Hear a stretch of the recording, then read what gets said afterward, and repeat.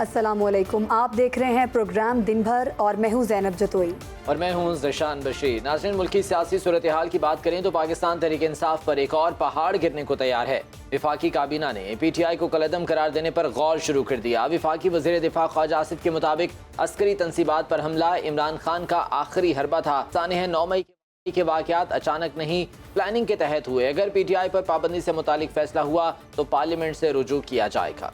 ख्वाजा आसिफ का मजीद क्या कहना था? इमरान खान कहते हैं कि 9 मई के वाक़यात का उन्हें इल्म नहीं था। अब कह चुके हैं कि अगर उन्हें दोबारा गिरफ्तार किया गया तो दोबारा रिएक्शन आएगा। इमरान खान इतना मासूम बनने की कोशिश ना करें। उधर सेनेटर PTI और माहिर कानून अली जफर का कहना है कि अगर PTI पर पाबंदी लगाई गई तो अदालत एक ही दिन में इसे कलअदम करार देगी। सुप्रीम कोर्ट के बाहर मीडिया से गुफ्तगू करते हुए कहा कि तोड़ फोड़ इनफरादी अमल है, इस बुनियाद पर किसी जमात पर पाबंदी नहीं लगाई जा सकती। माजी में जमात इस्लामी पर पाबंदी लगाने की कोशिश की गई थी। माजी में सुप्रीम कोर्ट कह चुकी है कि आप किसी सियासी जमात पर पाबंदी नहीं लगा सकते। सेनेटर अली जफर ने मजीद क्या कहा, आपको दिखाते हैं। राइट्स का ताल्लुक है, कोई अगर लोग किसी प्रोटेस्ट के अंदर तोड़ फोड़ करते हैं, वो एक इनफरादी एक्ट होता है, उनके खिलाफ एक्शन लिया जा सकता है, लेकिन उसकी बिना पे पॉलिटिकल पार्टी को बैन नहीं किया जा सकता। इस किस्म की इकदाम अगर उठाया जाता है तो मुझे यकीन है कि यही अदालत जो है एक ही दिन में उस किस्म के इकदाम को कलअदम करार दे देगी। आइन के तहत वफाकी हुकूमत को इख्तियार हासिल है कि वो किसी भी सियासी या मजहबी जमात की सरगर्मियों को मुल्की सलामती के लिए खतरा करार देकर उस पर पाबंदी आयद कर सकती है। कानूनी तरीकाकार के मुताबिक वजारत दाखिला की जानिब से भेजी गई समरी की मंजूरी वफाकी काबीना देगी।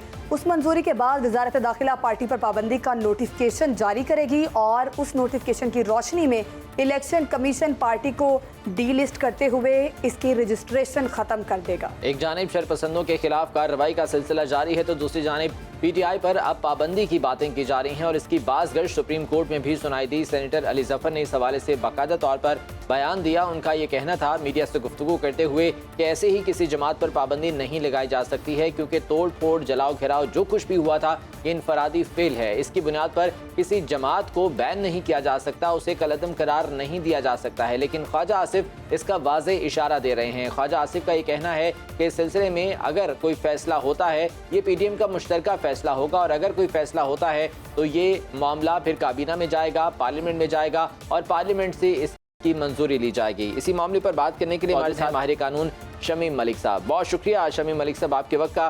पार्टी को बैन करना, पार्टी को कलअदम करार देना, क्या प्रोसेस होता है, किन वजूहात की बिना पर और किस बुनियाद पर किसी भी सियासी जमात को कलअदम करार दिया जा सकता है, कानूनी निकात इस बारे में बताइएगा। देखिए, इसमें जो कॉन्स्टिट्यूशन ऑफ पाकिस्तान है उसका आर्टिकल 3 है जो ये इख्तियार देता है फेडरल गवर्नमेंट को कि वो एक डिक्लेरेशन के जरिए किसी भी पॉलिटिकल पार्टी को ये कह सकते हैं कि this political party is formed और is operating in a manner prejudicial to the sovereignty और इंटेग्रिटी ऑफ पाकिस्तान। तो अगर वो ऐसा कोई डिक्लेरेशन कर देते हैं कि ये पाकिस्तान की इंटेग्रिटी या सोवरेनिटी के खिलाफ काम कर रही है कोई पॉलिटिकल पार्टी, तो फिर उस डिक्लेरेशन के 15 दिन के अंदर अंदर फेडरल गवर्नमेंट को सुप्रीम कोर्ट में जाना होता है और सुप्रीम कोर्ट फिर जो है उस पर फिर फैसला करेगी उस एविडेंस को देख के, जिसकी बेसिस पे फेडरल गवर्नमेंट किसी पार्टी को ये डिक्लेयर करेगी। और जो सुप्रीम कोर्ट अगर ये फैसला करे कि ये मटेरियल इस तरह का है कि इस पर रिलाई करके इस पार्टी को ये डिक्लेयर किया जा सकता तो और या ना नहीं किया जा सकता, तो वो जो सुप्रीम कोर्ट का फैसला होगा फिर वो फाइनल होगा। तो जो प्रोसेस है वो फिर ये है कि फेडरल गवर्नमेंट डिक्लेरेशन करेगी। क्या किसी भी जमात या पॉलिटिकल पार्टी का वर्कर अगर किसी भी किस्म की तोड़ फोड़ के अमल में इन्वॉल्व होता है तो कानूनन उसके खिलाफ क्या कार्रवाई अमल में लाई जा सकती है? देखिए, अगर तो उस पार्टी के कोई इंडिविजुअल्स हैं और उनके खिलाफ आप समझते हैं कि उन्होंने कोई तोड़ फोड़ या इस तरह का काम किया जो कि ऑफेंस डिक्लेयर किया जा सकता है, जो पाकिस्तान के लॉज के मुताबिक जुर्म है, तो उनके खिलाफ तो आप इंडिविजुअली जो है वो प्रोसीडिंग्स कर सकते हैं और वो मेरे ख्याल जारी भी हैं, FIRs भी हो रही हैं और उस तरीके से उसकी प्रोसीडिंग चलेंगी जिस तरह क्रिमिनल ट्रायल चलता है। लेकिन जहाँ तक पॉलिटिकल पार्टी की बात है, इलेक्शन कमीशन इस सिलसिले में क्या कर सकता है और उसका क्या इख्तियार है, इस बारे में हम जानेंगे। कमर दिलशाद साहब हमारे साथ मौजूद हैं, साबिक सेक्रेटरी इलेक्शन कमीशन है। कमर दिलशाद साहब, आपको खुशामदीद कहते हैं। सबसे पहले तो ये बताइएगा कि किसी भी सियासी जमात को कलअदम करार देना, उसको बैन करना, इसमें इलेक्शन कमीशन का क्या किरदार होता है? क्या ये सिफारिश वफाकी हुकूमत की जानिब से आती है, उस पर अमल दरामद करना होता है, या इलेक्शन कमीशन अज खुद भी इस सिलसिले में कोई स्टेप ले सकता है? इलेक्शन कमीशन ऑफ पाकिस्तान किसी सियासी जमात को कालाकदम करार देने का मिजाज नहीं है। ये वफाकी हुकूमत के इख्तियारात हैं। और आवाज आ रही है? जी जी, फरमाइएगा। हेलो जी जी, कमर साहब, अगर आप मुझे सुन पा रहे हैं तो। हाँ, मैं अर्ज कर रहा हूँ। जी, तो मैं ये कर रहा हूँ कि ये किसी सियासी जमात को कालाकदम करार देने के लिए बाकायदा एक जस्टिफिकेशन देनी पड़ जाती है कि ये जमात दहशतगर्दी में शामिल है, फॉरेन फंडिंग में जिसका इसका मुलव्वस पाई गई है, या तखरीबकारी में मुलव्वस पाई गई है, या किसी फॉरेन गवर्नमेंट के एजेंट है। ये सारी चीज वफाकी हुकूमत के पास इख्तियारात हैं। किसी पार्टी को भी आइन के आर्टिकल 17 के तहत उस पार्टी को कदम करार दे सकती है वफाकी हुकूमत, लेकिन आर्टिकल 17 के तहत वो सुप्रीम कोर्ट ऑफ पाकिस्तान में 15 दिन के अंदर अंदर रेफरेंस भेजने की एक कानूनी तौर पर मजाज है। और जब तक सुप्रीम कोर्ट ऑफ पाकिस्तान वफाकी हुकूमत के फैसले को तौसीक नहीं कर देता, वो पार्टी बरकरार रहेगी। अगर सुप्रीम कोर्ट ऑफ पाकिस्तान उस फैसले को तौसीक कर देता है तो फिर वो पार्टी जो है वो कदम करार दी जाएगी। अब तक इलेक्शन कमीशन की जिम्मेदारी शुरू हो जाएगी। जी ठीक है, बहुत शुक्रिया आपके वक्त का। कमर दिलशाद साहब हमारे साथ मौजूद थे, साबिक सेक्रेटरी इलेक्शन कमीशन, और शमी मलिक साहब हमारे साथ मौजूद थे। आपके वक्त का भी बहुत। अभी लेंगे एक शॉर्ट ब्रेक, हमारे साथ ही रहिएगा। Welcome back. पाकिस्तानियों के लिए बड़ी खुशखबरी, बरतानवी इमिग्रेशन ने दरवाजे खोल दिए हैं। बरतानवी इमिग्रेशन में पहली दफ़ा 226 कैटेगरीज शामिल हैं। पुलिस अफसर, सहाफ़ी, जज, वकला, पायलट्स, डॉक्टर, सियासतदान, इंजीनियर्स, मिस्त्री, मजदूर, साइंसदान, दर्जे भी बरतानिया का वीज़ा हासिल कर सकेंगे। बैरून मुल्क मुलाजिमत के ख्वाहां पाकिस्तानियों के लिए बरतानिया से बड़ी खबर आ गई है। बरतानिया को इन दिनों अफरादी कुव्वत की शदीद कमी का सामना करना पड़ रहा है, और इसी कमी को पूरा करने के लिए बरतानिया ने पाकिस्तान समेत दुनिया भर से हुनरमंदों के लिए इमिग्रेशन के दरवाजे खोल दिए हैं। और पहली दफ़ा इमिग्रेशन में 226 कैटेगरीज को शामिल किया गया है। बरतानिया में तमाम कैटेगरीज के लिए कम अज़ कम उजरत में भी इजाफा कर दिया गया है। सरकारी मुरासले के मुताबिक इमिग्रेशन कैटेगरीज में पहली मरतबा पुलिस अफसरों, सहाफ़ियों, जजों, खुफिया अफसरान, बैरिस्टरों, वकला और फ्लाइट पायलट्स भी शामिल हैं। अफरादी कुव्वत की कमी की कैटेगरी में मौसीकार, डांसर्स, डॉक्टर्स, अदाकार और साइंसदानों समेत मजीद मुख्तलिफ 31 कैटेगरीज मुख्तस की गई हैं। इनमें ड्राइवर्स शामिल हैं, instructors, railway station assistants, air hostess, cabin crew, veterinary doctors, दर्जी भी अब बरतानिया जा सकेंगे। मिस्त्री मजदूर, aircraft engineers, AC, fridge engineers, welders, charity अफसरान और स्टेट एजेंट्स के लिए भी बरतानिया जाने की राह हमवार हो गई है। दूसरी जानिब सरकारी मरासले में कहा गया है कि बरतानिया में मौजूद तलबा तालीम के बाद काम करने की सहूलत से भी फ़ायदा उठा सकेंगे।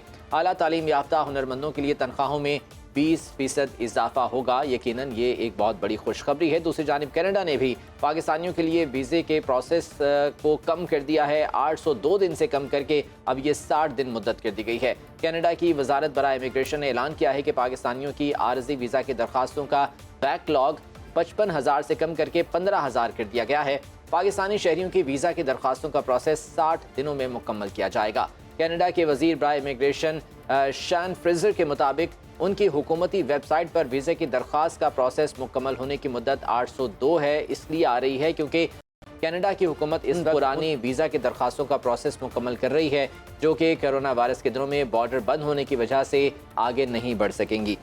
इसी बारे में बात करेंगे। हमारे साथ मौजूद हैं ट्रैवल एक्सपर्ट अली अब्बास साहब। अली अब्बास साहब, बहुत शुक्रिया आपके वक्त का। सबसे पहले तो ये बताइएगा कि बरतानिया की जानिब से ह्यूमन रिसोर्स की जो कमी वहाँ पर देखी जा रही है, अभी ऐलान किया गया है कि 226 नई कैटेगरीज हैं जिनमें लोगों की को काम करने का मौका दिया जाएगा, इमिग्रेशन होगी।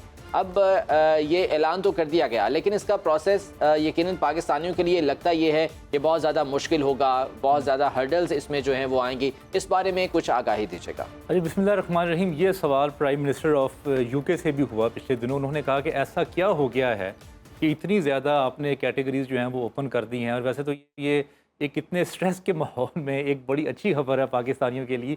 और इससे अंदाज़ा भी होता है कि पाकिस्तानियों का जो रिसोर्स है, ह्यूमन रिसोर्स है, उसकी दुनिया में कितनी डिमांड है हमारे। क्योंकि बहुत सारे ऐसे डॉक्टर्स हैं जो अमेरिका में, UK में, यूरोप में, कनाडा में बहुत ही ज़बरदस्त काम कर रहे हैं और बहुत सारी ऐसी जगहों पे मौजूद हैं जिस पे हमें फ़ख्र होना चाहिए।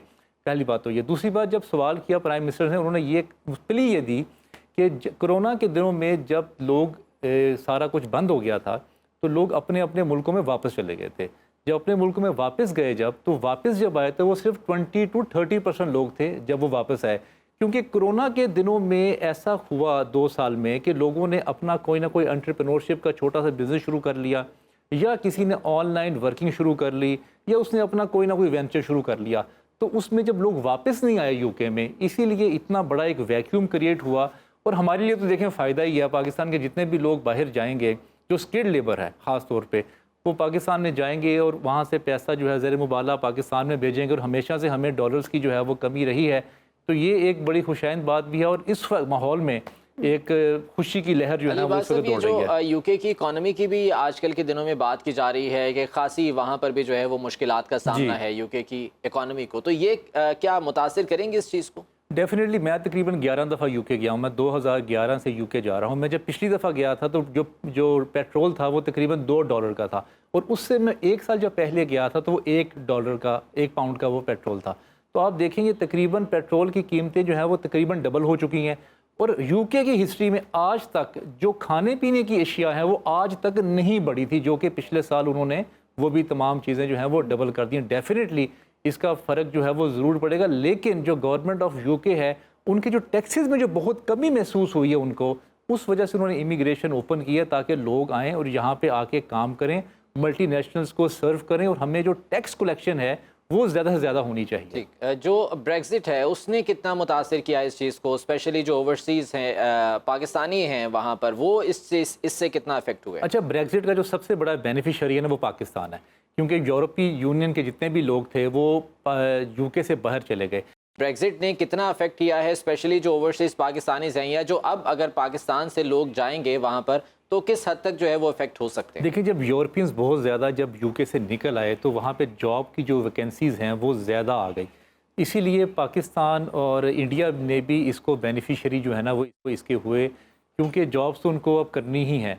और पाकिस्तान की जो लेबर है और पाकिस्तान की जो स्किल्ड लेबर है ख़ास तौर पे, उसकी डिमांड पूरी दुनिया में हर जगह है, लेकिन स्किल्ड लेबर होनी चाहिए। अब लोग ये सोच रहे हैं कि अगर हमने BBA या MBA करना है जिसकी 15 लाख रुपए फ़ीस है, उसको करने के बाद भी अगर आपकी जॉब 20 से 25 हज़ार रुपये की शुरू नहीं होती, फिर भी जॉब नहीं मिलती, तो इससे बेहतर ये है कि हम कोई स्किल हासिल करें। स्किल की पूरी दुनिया में डिमांड है, नर्सेज़ की, डॉक्टर्स की, इंजीनियर्स की, टेक्नीशियंस की। आप इवन पाकिस्तान में भी देख लें, आपने अपने घरों में काम करवाना होता है, आपको इलेक्ट्रिशियन नहीं मिलता, आपको कारपेंटर नहीं मिलता, आपको प्लम्बर नहीं मिलता।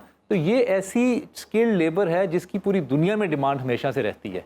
ठीक। अच्छा अली अब्बास, जिस तरह से पाकिस्तान में अभी अनएम्प्लॉयमेंट काफ़ी ज़्यादा है, लोग बड़े पढ़े लिखे हैं लेकिन बेरोज़गार बैठे हैं, तो ऐसे में ये ऑप्शन लोगों के पास आना कि बरतानिया में भी अब लोग जा सकेंगे, 226 कैटेगरीज इंट्रोड्यूस करवाई हैं, पढ़े लिखे अफराद भी जा सकते हैं, वहाँ से ज़र मुबादला भी यकीनन हमें आएगा।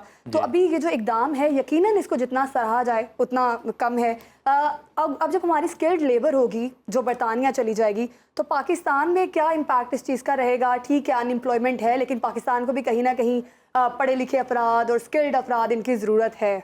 अच्छा, दुनिया ना कोई अमेरिका जो है ना वो अपनी सॉफ्टवेयर को और IT को और टेक्नोलॉजी को एक्सपोर्ट करता है। इसी तरह जापान जो है वो गाड़ियों में बहुत मशहूर है कि वो अपनी गाड़ियाँ एक्सपोर्ट करता है। इसी तरह जो चाइना है वो प्रोडक्ट के हवाले से मशहूर है दुनिया में कि वो प्रोडक्ट एक्सपोर्ट करता है। पाकिस्तान अपने ह्यूमन रिसोर्स की वजह से मशहूर है। पाकिस्तान में आबादी इतनी ज़्यादा है कि यहाँ पे इंशाल्लाह ताला कोई वैक्यूम क्रिएट नहीं होगा। जितनी भी ज़रूरत आप लोग बाहर जाएंगे, अपना रोज़गार कमाएंगे, इज़्ज़त की ज़िंदगी से वो वहाँ भी ज़िंदगी गुजारेंगे, जो उनके यहाँ पे रिश्तेदार हैं जब उनको पैसा भेजेंगे तो उनकी भी लाइफस्टाइल जो है वो बेहतर होगी पूरी।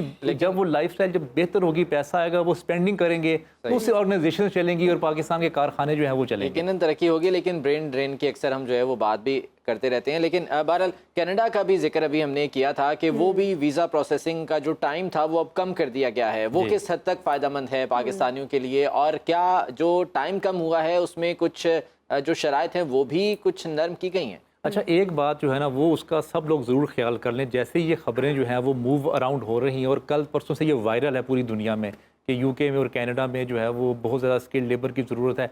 अब होगा ये कि बहुत सारे नाम निहाद कंसल्टेंट्स जो हैं वो इस तरह की खबरें दिखा के लोगों को लूटना शुरू कर देंगे। तो मेरी कौम से गुजारिश ये है कि अपनी बहुत ज़्यादा एक्साइटमेंट लेवल को आप कम रखिएगा, खुदारा उन लोगों के पास जाइएगा जिन्होंने कोई ना कोई केस अपने रिश्तेदारों के, आपके या दोस्तों के या किसी ना किसी रेफरेंस से किए होंगे। एक बात ये, कनाडा बहुत अरसे से जैसे आपने भी खबर में बताया कि उनके पास बहुत ज़्यादा जो केसेस थे वो पेंडिंग थे। अब उन्होंने कह दिया है कि हमारे पास भी, क्योंकि वहाँ भी लेबर की ज़रूरत है, वहाँ भी स्किल्ड लेबर की ज़रूरत है, क्योंकि जैसे जैसे दुनिया अब वापस आ रही है कोरोना से, तो जो जो चीज़ें बंद थी, फैक्ट्रीज़, प्लाजाज, जो डिपार्टमेंटल स्टोर्स थे, या जो फैशन इंडस्ट्री थी, या मूवी की इंडस्ट्री थी, एंटरटेनमेंट इंडस्ट्री थी, ये खुलती जा रही है। तो जैसे जैसे ये खुल रही है तो रिक्वायरमेंट्स और डिमांड्स जो है वो बढ़ रही है। ठीक है, वक्त हमारे पास जो है वो कम है, सवालात बहुत से हैं, लेकिन कोशिश करेंगे आने वाले प्रोग्राम्स में इस हवाले से मज़ीद भी बात करते रहें। बहुत शुक्रिया अली अब्बास हमारे साथ मौजूद थे, ट्रैवल एक्सपर्ट, और खासी सेर गुफ्तगू इन तमाम तर मामलात से उनके बारे में हुई है। प्रोग्राम में अभी लेंगे एक शॉर्ट ब्रेक, हमारे साथ ही रहिएगा। प्रोग्राम का सिलसिला आगे बढ़ाते हैं। बलूचिस्तान के ज़िला कच्छी के इलाके कोट रईसानी में सैकड़ों एकड़ पर फैली तरबूज और खरबूजे की तैयार फसल जालाबारी और वायरस के बायस तबाह हो गई है, जिससे किसानों को लाखों रुपए के नुकसान का भी सामना है। किसानों का कहना है कि पहले हमें सैलाब ने नुकसान पहुंचाया और रही सही कसर जालाबारी ने पूरी कर दी है। जमींदारों और किसानों ने नुकसानात के अजाले के लिए हुकूमत बलूचिस्तान से अपील भी की है। मजीद अपडेट्स लेंगे, हमारे साथ मौजूद हैं फरहान जमाली, हमारे नुमाइंदा। फरहान, बताइएगा क्या अपडेट्स आपके पास, किस किस्म के नुकसान जो है वो उसका सामना करना पड़ा है वहाँ पर मौजूद किसानों को? गुज़िश्ता माह मार्च और अप्रैल की जो है तूफ़ानी बारिशों और यालाबारी ने ज़िला कच्छी की जो है फसलों को काफ़ी नुकसान पहुंचाया है। मैं इस वक्त मौजूद हूं कोट रईसानी के देहात में, जहां जो है तरबूज और खरबूजे की जो है फसल को जो है यालाबारी ने काफ़ी नुकसान पहुंचाया है। जो कुछ बची कुची जो फसल थी उनको जो है मुख्तलिफ वबाई अमरज और जो है कीड़ों मकोड़ों ने जो है ख़त्म करके रखा है।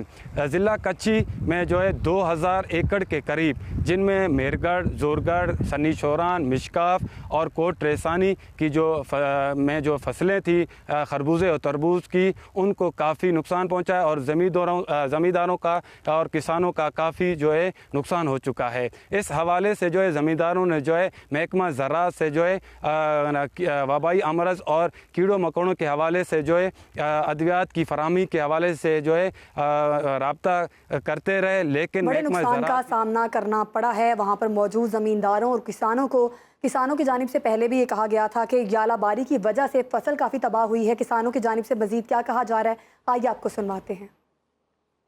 बारिशों और यालाबारी की वजह से हमारी फसलें तबाह बर्बाद हो गई। जो बची कुची थी उनमें कीड़े मकोड़ों ने तबाही मचा दी। हमारे फसलें खरबूजा तरबूजा कीड़े मकोड़े की वजह से सारे ख़त्म हो चुके हैं। हज़ारों एकड़ों पर मुश्तमिल हमारी तरबूज की व दीगर जो फसलें थी ये मुकम्मल तबाह हो चुकी हैं, लेकिन हुकाम बाला कोई भी नोटिस नहीं ले रहा।